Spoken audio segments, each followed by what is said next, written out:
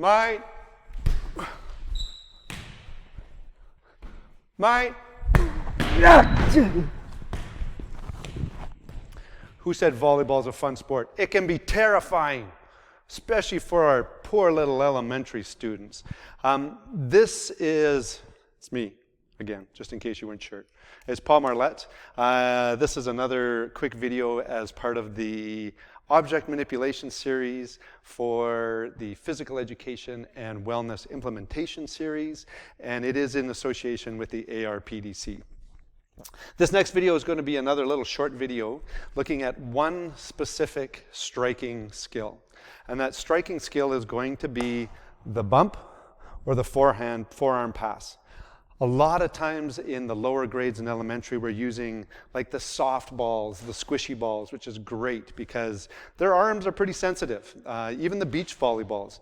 Anything you can do to mix it up and make it a little more enjoyable for your students is always a good thing. The thing is that even when you're using a beach volleyball, we can use that opportunity to start and develop the skill set that we're going to be using higher up in their grades, all the way through high school. So when it comes to volleyball, it's a slightly different power force generation. The biggest transfer skill we've been working on in the other videos is this notion of starting perpendicular when we're sending and rotating. So we have this development of force almost in a centrifugal manner. Now, if I'm batting, right, notice that the transfer of energy is coming from a stationary foot to almost a horizontal trajectory. Same thing with a throw. That's what we're doing. We're transferring stationary force, pushing to a horizontal force. In volleyball, the difference is that we don't want to rocket the ball as far as we can. We're not trying to get our opponents to run and go and get it. We're trying to set up our own team so we can attack. So when we're doing the volleyball unit, it's really important to start to talk about a different way to transfer force. Centrifugal is not going to work. One exception. What skill in volleyball requires a centrifugal force to generate power? Yes, just like a throw, it's our spike from the front. I'm up, perpendicular, hip drive, arm drive, shoulder, hand, follow through. Just like when we were learning how to throw. The only difference is we do it in the air. The other skills are actually more vertical. So the transfer of force is going to come from our legs up into actually it starts in your feet to your ankles, knees, hips. As we unroll, we're actually going to pop our shoulders like a shrug. So I'm going to show you a couple that are almost perfect. I'm not going to say they're perfect because, well, who is? So we're starting really low, feet are moving. That looked pretty good though. I'll have to watch it on replay. That's the ideal. That's what we're moving towards. So in this series, we've been talking about the preparation, the carry-out, and the completion phase. And I'm trying to break it down into 4 patterns. So the first day, you give your students some equipment, you let them go, and you watch, and you go, ooh, we are emerging. We have very little understanding of what we're doing. Are they developing? Have they acquired the main skill and just need it to be tweaked? Or are they accomplished in that skill and now it's time to really put in the challenge? So I'm going to do all 4 of these from the side view. Then we'll switch and I'll show you from the front and talk you through some of the points. So emerging generally looks like this.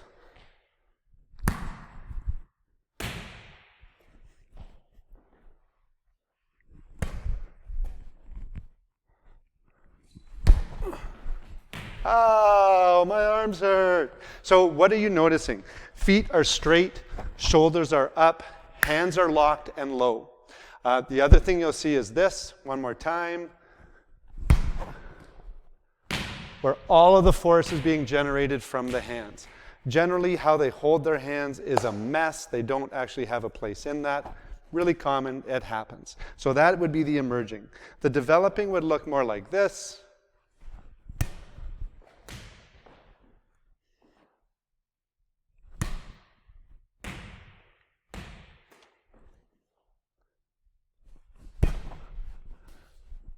So again, arms are down low. There might be some movement, an attempt to move after the ball is thrown or passed, very late. Often it'll go to the side and the person will kind of miss it because they're not in the right spot.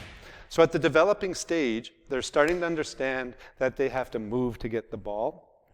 The big challenge here is that whenever we have elbows moving and just arms, okay, you get this butt out kind of thing. It's like a pendulum. We're not building the motor pattern for success. So the next one is that acquired. So at the acquired phase, what we're going to see is this. Still not going to have a lot of accuracy, but they might hit it more often. One more time. So we have the posture. The arms are still bending a little bit, and there's not a whole lot of big anticipation. The other key thing here is that all the power is coming from the arms. So the acquired phase can actually start to look like this, where we get a little more pop-up, but we're inaccurate with our hands. Okay? So as the skill develops, the big thing is this notion of standing up. One of my favorite little drills to do is this. You have students sit on a bench, okay, ideally with their dominant foot forward, with their hands out. Just toss it a little bit in front of me there. And they have to stand up to get that ball to go. Now, the reason this is good is because it actually teaches them where the power comes from. Notice how different that is from this, with the butt out and the arm swinging. So I will show you that last accomplished again. So feet are moving quick. Watch this part of my head, shoulders. I'm actually going to almost disappear. Okay, last time from this angle.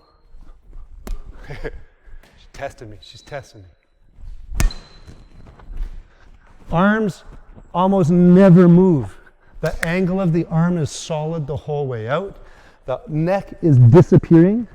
My eyes are on the hands 100% of the time, and I end up moving towards the target. So we'll do this one more time from face on, starting at developing.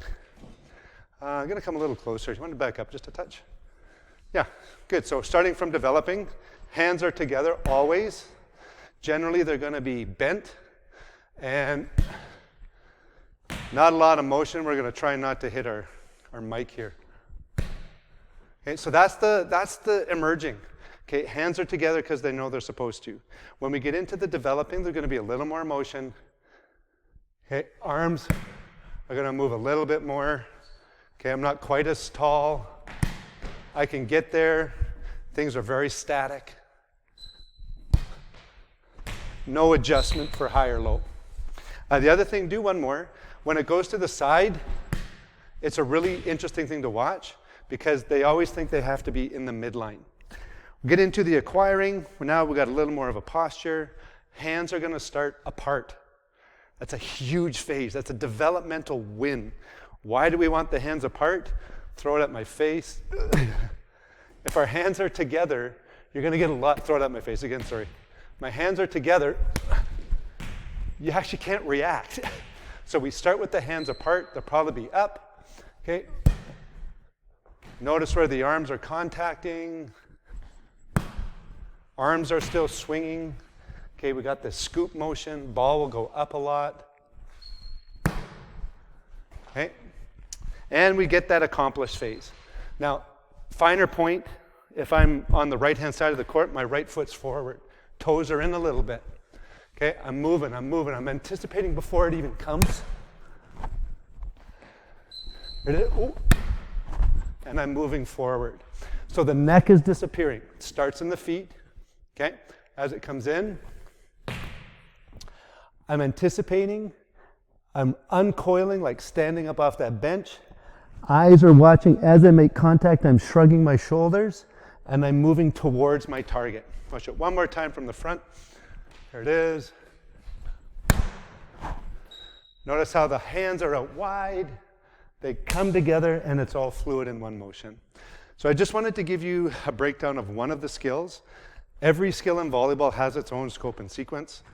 Very challenging sport to teach because the motion patterns are so unique. Anyway, I hope that serves you. Again, you'll have this all typed out and printed so you can go through those as well. And other than that, see you on the next video. We're almost there.